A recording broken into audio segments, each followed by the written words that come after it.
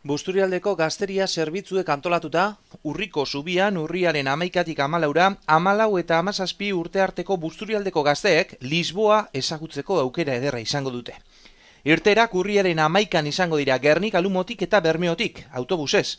Abuztuaren 3 arte dute interesdunek izena emateko epea eta prezioa €150 printzipioz. Izena emateko, Bermeo eta Gernika Lumoko gizen eta Urrenmendi bulegoetan dago informazio gehiago, baina erabiliko den bidea irubebikoitza gaztedibusturialdea.eus/aisialdia webgunea izango da. €150 hori bai, ondoko herrietako gaztentzako izango da. Arratzu, Bermeo, Ereño, Forua, Gautegi Sarteaga, Gernika Lumo, Kortezubi, Mendata, Morga, Mundaka eta Sukarrieta. Gainontzeko Busturialdeko herrietako gazteek €250 ordaindu beharko dute, baita Busturialdetik kanpo izena ematen dutenak ere.